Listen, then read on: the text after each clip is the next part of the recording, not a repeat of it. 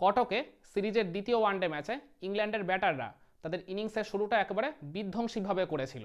এরপর তাদের মানে যত ইনিংসটা গড়িয়েছে অতটা বিধ্বংসী মেজাজ ধরে রাখতে না পারলেও মানে মানে ব্যাটাররা তাদের মানে ইনিংসের গ্রিপটা কিন্তু নিজেদের হাতেই ধরে রেখেছিল দীর্ঘ একটা সময় পর্যন্ত। আমার মনে আছে 40 ওভার শেষেও ইংল্যান্ডের স্কোরটা ছিল কিন্তু 4 উইকেটে 230। তখন 2 সেট ব্যাটার ক্রিজে রয়েছেন, আর এরপরেও কিন্তু তখন আরও বেশ কয়েকজন ব্যাটার অপেক্ষা করে রয়েছেন ওই লাস্ট 10 ওভারে একেবারে ফ্লারিশ করার জন্য। সেই জায়গায় তখন ইংল্যান্ডের স্কোরটা কিন্তু অনায়াসে 350+ হয়ে যেতেই পারতো। কিন্তু ভারতীয় বোলারদের একেবারে দুর্ধর্ষ কামব্যাকে ওই যেখানটা আমি বলছিলাম 350+ হয়ে যেতে পারতো রানটা, ওইখানেই আর কি ইন্ডিয়ান বোলাররা ইংল্যান্ডকে মানে বেঁধে ফেললো মাত্র 304 রানের মধ্যে। তো ইন্ডিয়ান বোলাররা ঠিক কীভাবে এদিন ইংল্যান্ডের 10-10টা উইকেট তুলে নিয়ে তাদের ওই মাত্র 304 রানেই বেঁধে ফেলতে পেরেছিল বা অল আউট করে দিয়েছিল, চলুন সেটাই আজ আপনাদের সামনে তুলে ধরি। ইংল্যান্ডের ওপেনিং পার্টনারশিপই উঠে গেছিল 81 রান। এর মধ্যেই প্রথম পাওয়ার প্লে মানে 10 ওভারের মধ্যেই তারা তুলে ফেলেছিল 75 রান। ফিল সল্ট আর বেন ডাকেট একেবারে ভারতীয় বোলারদের উপর দিয়ে সাইক্লোন চালিয়ে দিচ্ছিল সেই সময়। এরপর ওই পাওয়ার প্লে শেষ হওয়ার ভেরি নেক্সট ওভারই বরুণ চক্রবর্তী, যার কিনা ওডিআই ডেবিউ হয়েছিল এই দ্বিতীয় ওয়ানডে ম্যাচে, তিনি এসেই তুলে নেন ওই ডেঞ্জারাস ফিল সল্টের উইকেটটা। ফিল সল্টকে একটা ফুল লেন্থের ডেলিভারিতে তিনি ট্র্যাপ করেছিলেন, তার ওই ফিঙ্গার রোটেশন দেখে মনে হলো ওটা লেগ ব্রেক একটা ডেলিভারি তিনি করেছিলেন। তো ফিল সল্ট একদম তার জোনে বলটা পেয়ে ওটাকে তিনি স্লক সুইপ করতে গেছিলেন মিড উইকেট দিয়ে, কিন্তু ওইখানে একটা মানে টপ এজ হয়ে তিনি ওই জায়গায় ক্যাচ আউটের শিকার হলেন। তো 26 রান করে ফিল সল্টকে প্যাভিলিয়নে ফেরত যেতে হলো। ইংল্যান্ডের স্কোরটা তখন হয়ে গেছিল 1 উইকেটে 81। এরপর দ্বিতীয় উইকেটে জো রুট আর অপর ওপেনার ওই বেন ডাকেটের মধ্যেও একটা ওই 21 রানের মতো পার্টনারশিপ গড়ে ওঠে। তো বেন ডাকেট তখন 50ও পেয়ে গেছিলেন, মানে ক্রিজে তখন বেশ তাকে ভয়ঙ্কর দেখাচ্ছিল। কিন্তু ওই মানে ইংল্যান্ডের স্কোরটা 100 হতে না হতেই রবীন্দ্র জাডেজার একটা ডেলিভারিতে মানে রবীন্দ্র জাডেজা মানে বলটাকে অনেকটা আর কি আউটসাইড দিয়ে অফ স্টাম্পে একটা ডেলিভারি করেছিলেন ফুলার লেন্থে। তো ওই বলটা কি আর কি ওই মানে অতিরিক্ত আত্মবিশ্বাসী হয়ে যাওয়া বেন ডাকেট তিনি ক্লিয়ার করতে গেলেন স্লক সুইপ করে ওই লং অন অঞ্চল দিয়ে, কিন্তু ব্যাটে বলে কানেকশনটা ঠিকমতো হয়নি, যেহেতু আর কি মানে তার জোন থেকে অনেকটাই দূরে পড়েছিল বলটা, কি ওই জায়গায় আর কি মানে মিসটাইমড হয়ে যায়, আর ফলে লং অনে ফিল্ডিং করা হার্দিক পান্ডিয়ার হাতে ক্যাচ দিয়ে ওই বেন ডাকেট প্যাভিলিয়নে ফেরত যান 65 রান করে। আর ইংল্যান্ডের স্কোরটা হয়ে যায় 2 উইকেটে 102। এরপর থার্ড উইকেটে জো রুট আর হ্যারি ব্রুকের মধ্যে একটা 66 রানের পার্টনারশিপ গড়ে ওঠে। ওই প্রায় পরপর অলমোস্ট 2 উইকেট হারিয়ে যাওয়ার পর এই পার্টনারশিপটাই বলতে গেলে ইংল্যান্ডকে এই ম্যাচে আবার প্রবলভাবে কামব্যাক করিয়েছিল। কিন্তু ওই জায়গায় এই পার্টনারশিপটাকে বেশিক্ষণ মানে টিকতে দেননি মানে ভারতের ওই আর কি মানে হয়ে আর কি সদ্য দ্বিতীয় ওয়ানডে ম্যাচ খেলা হার্ষিত রানা। তো হার্ষিত রানা তার সেকেন্ড স্পেলে আবার অ্যাটাকে ফিরে এসে তিনি তুলে নেন ওই ডেঞ্জারাস হ্যারি ব্রুকের উইকেটটা। একটা চেঞ্জ অফ পেস ডেলিভারিতে কাইন্ড অফ স্লোয়ার ডেলিভারিতে ট্র্যাপ করেছিলেন ওই জায়গায় হ্যারি ব্রুককে। তো হ্যারি ব্রুক ওইটা আর কি বড় শট খেলতে গেছিলেন ওই মানে লং অন অঞ্চল দিয়ে, কিন্তু মানে ব্যাটে বলে কানেকশনটা ঠিক মতো না হয় আর মানে যে পেসটা তিনি এক্সপেক্ট করেছিলেন সেটা তো পাননি, আগেই পেস অফ করে দিয়েছিলেন হার্ষিত রানা। তো ওই কারণে ঠিকমতো কানেকশনটা না হওয়ায় ওই মানে মিড অনে ফিল্ডিং করছিলেন তখন শুভমান গিল। তো শুভমান গিল ওই জায়গায় একটা অবিশ্বাস্য ক্যাচ তিনি ধরেছেন, মানে ওই মানে সার্কেলের মধ্যে তিনি ছিলেন, তো তার আর কি পেছনের দিকে তিনি আর কি দৌড়ে গিয়ে ওই লং অন জোনের দিকে তিনি প্রায় 15 থেকে 20 মিটার মতো দৌড়ে গিয়ে যে দুর্ধর্ষ ক্যাচটা ধরেছেন, আমি তো বলবো ডেফিনেটলি এই জায়গায় হার্ষিত রানার থেকে মানে ওই শুভমান গিলেরই বেশি অবদান ওই উইকেটটা পাওয়ার ক্ষেত্রে। তো ওই জায়গায় হ্যারি ব্রুককে প্যাভিলিয়নে ফেরত যেতে হলো 31 রান করে। ইংল্যান্ডের স্কোরটা তখন হয়ে গেল 3 উইকেটে 168।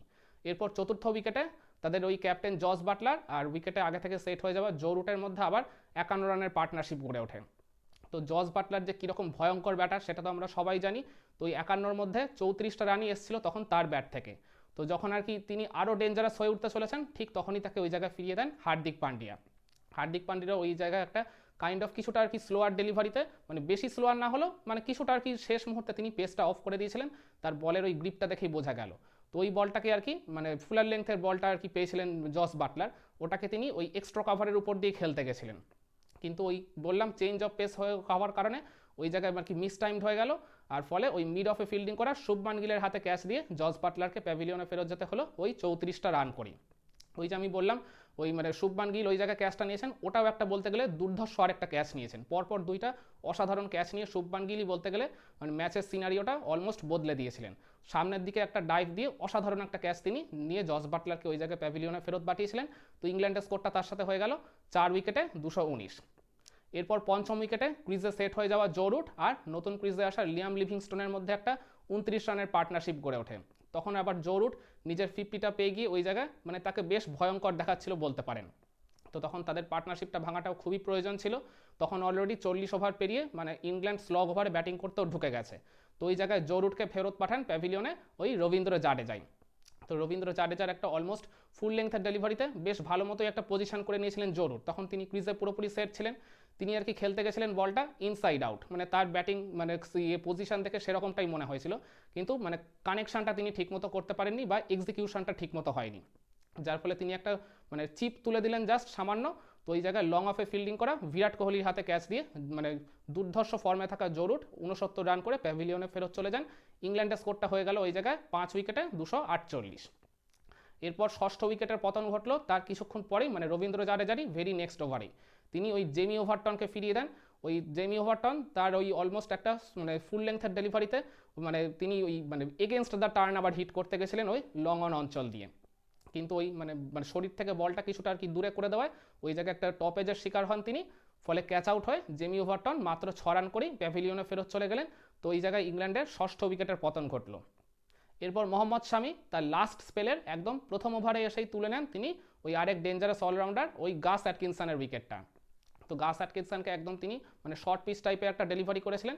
তো অ্যাটকিনসন ওইটাকে আর কি মানে পুল শটে তিনি পাঠাতে চেয়েছিলেন একদম লং অন ক্লিয়ার করে, কিন্তু ব্যাটে বলে কানেকশনটা একেবারেই ঠিকমতো হয়নি, যার ফলে ওই লং অন থেকে অনেকটা দৌড়ে আর কি আসা বিরাট কোহলি একটা পারফেক্ট ক্যাচ নিয়ে ওই জায়গায় গাস অ্যাটকিনসনকে প্যাভিলিয়নে ফেরত পাঠান।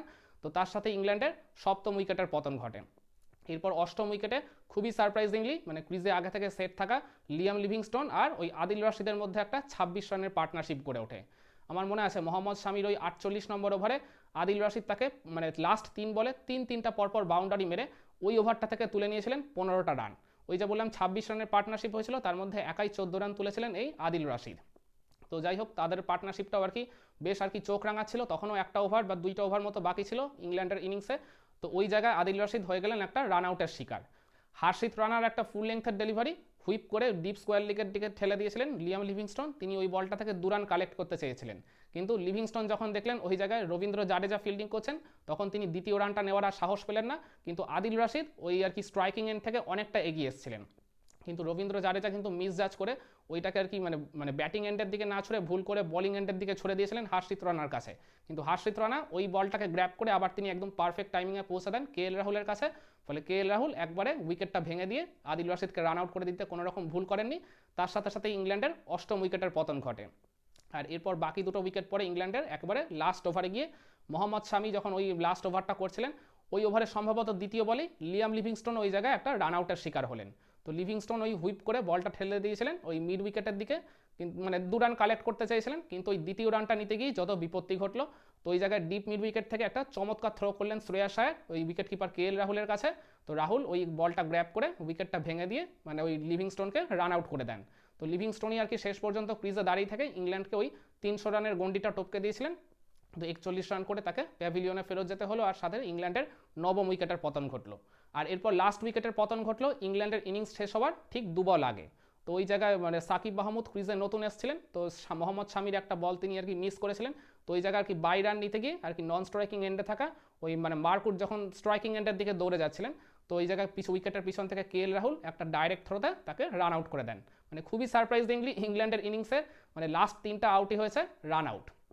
তো যাই হোক ইংল্যান্ডের স্কোরটা যেখানে একসময় ওই 350 প্লাস হয়ে যাওয়ার চোখ রাঙানি দেখাচ্ছিল, সেখান থেকে পার্টিকুলারলি এই লাস্ট 10 ওভারে ভারতের বোলাররা কনসিড করেছে মাত্র 74 রান আর তুলে নিয়েছে 6টা উইকেট। এই জায়গাতেই বলতে গেলে ইংল্যান্ডের ব্যাটাররা ওই জায়গায় আর লাস্ট পর্যন্ত বড় স্কোর আর তুলতে পারেনি যতটা আর কি প্রত্যাশা করা হয়েছিল।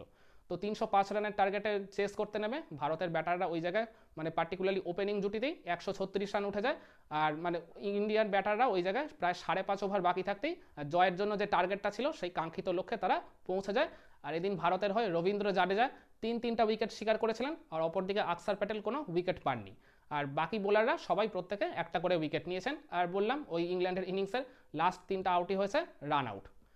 তো আপনারা কি মনে করেন ইংল্যান্ডের স্কোরটা ওই 350 প্লাস হয়ে যাওয়ার চোখ রাঙানি থেকে ওই মাত্র 304 রানের মধ্যে যে অল আউট করে দিতে পেরেছিল ভারতের বোলাররা, তো ওই জায়গায় ভারতের কোন বোলারের অবদান সবচেয়ে বেশি ছিল, বা ইংল্যান্ডের কোন ব্যাটারের উইকেট এই দিন পড়ে যাওয়ার পর আপনি ওই জায়গায় সবচেয়ে বেশি স্বস্তির নিঃশ্বাস ফেলেছিলেন?